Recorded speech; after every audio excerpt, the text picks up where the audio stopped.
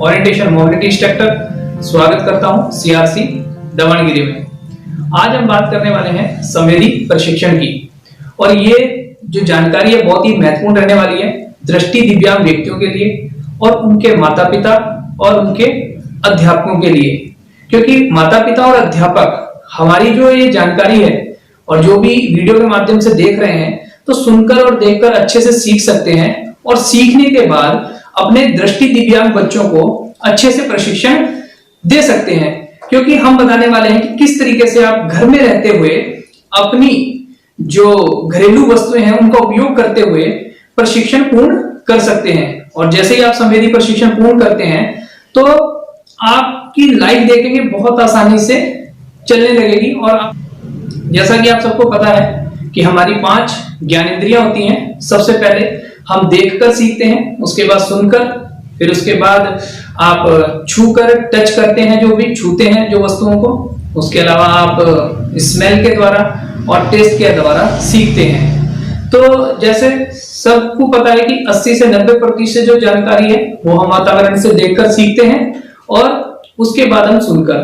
तो जब किसी व्यक्ति की दृष्टि चली जाती है या दृष्टि कम हो जाती है, जो दिक्कतें महसूस होती हैं उससे काफी सारी प्रॉब्लम्स क्रिएट होनी शुरू हो जाती है।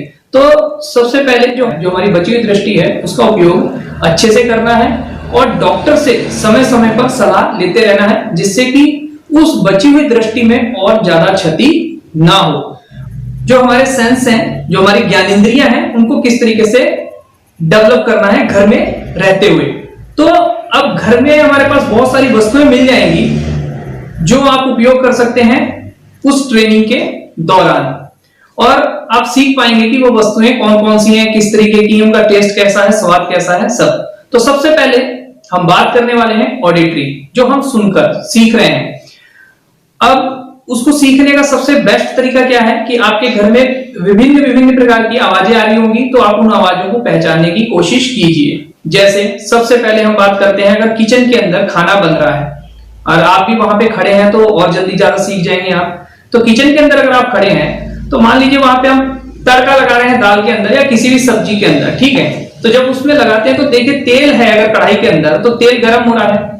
तो तेल जब गर्म हो रहा है तो जो उसकी गर्माहट है उस समय की, वो आपकी स्किन से पता चल सकती है कि कढ़ाई आपके हाथ से कितनी दूर है। जैसे आपने रखा, मान लीजिए यहाँ पे कढ़ाई है और आपने हाथ ऐसे रखा, तो आपको पता चलेगा कि गर्मी है यहाँ पे, तो यहाँ पे गैस भी जल रही है, ठीक है। दूसरा, तेल गर्म हो चुका है, उसके अंदर जैसे आपने प्याज डाली या टमाटर डाला तो उसमें से एक अलग तरीके की साउंड भी आएगी और आपको उसकी स्मेल भी आएगी। तो ठीक है, यहाँ पे आपने साउंड और स्मेल, और पहले हमने टच, ठीक है। तो तीनों सेंस यहाँ पे यूज हो गए।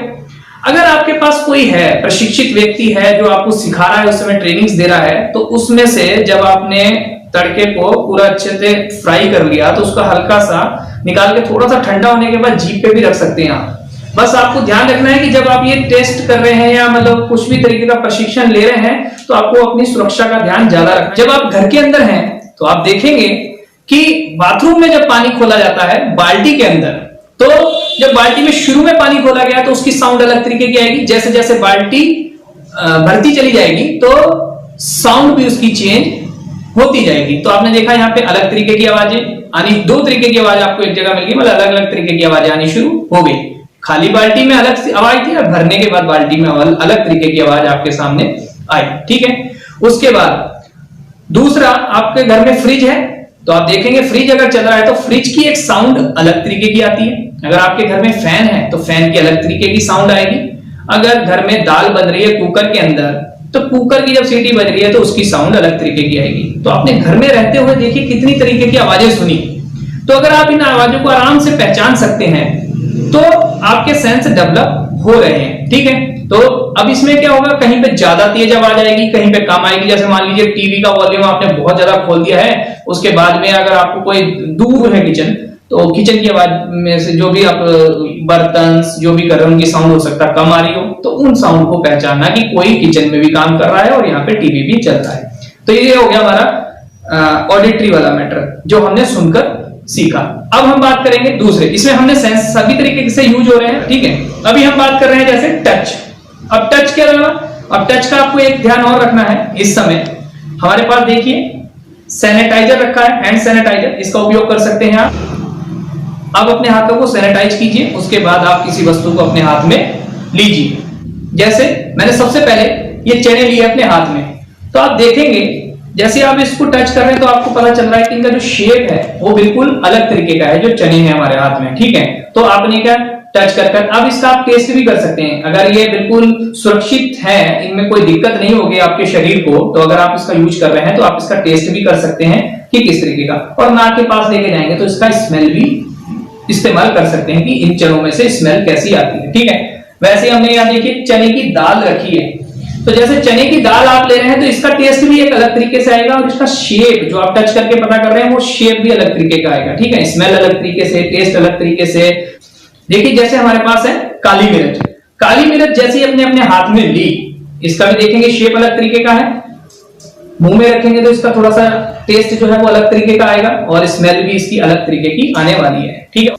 जैसे हमारे पास जीरा है, तो जीरा अपने अपने हाथ में लिया तो देखिएगा इसका शेप अलग तरीके का, ये थोड़ा सा लंबा था। जैसे काली मिर्च गोल थी तो ये लंबाई में है, ठीक है। तो इसकी स्मेल लेंगे तो उसकी अलग तरीके की स्मेल आएगी, और आप मुंह में रखेंगे तो इसका टेस्ट भी अलग तरीके का आएगा।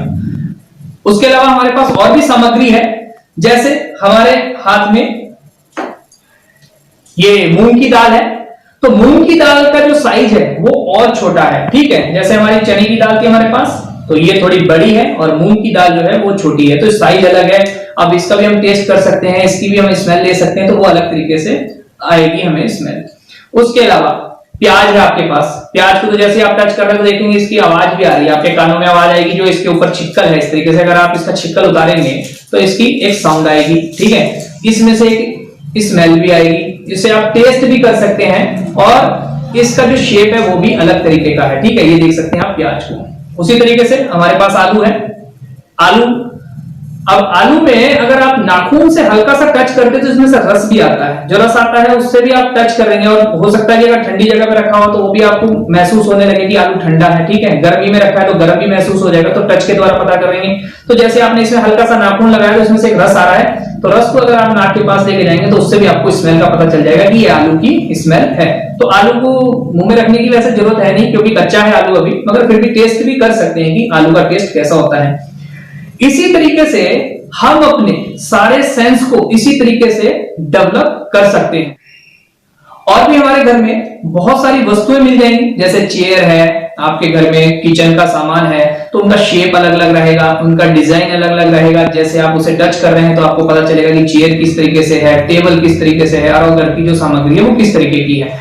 ऐसे खाने में अभी हमने जैसे प्याज की बात कर ली है, आलू की बात कर ली है, उसके बाद टमाटर है, सब्जियां हैं, भिंडी हो सकती है आपके घर के अंदर, आपके घर में लौकी हो सकती है, सबका शेप अलग तरीके का आएगा। तो जैसे जैसे आप उसको टच करेंगे या उसका टेस्ट लेंगे तो आपके जो ये सेंस है जो तो वो डेवलप होते चले जाएंगे। तो इस तरीके से देखा कि आपने बहुत आसानी से घर की सामग्री सारी इस्तेमाल की और हमने अपने सेंस को डेवलप किया।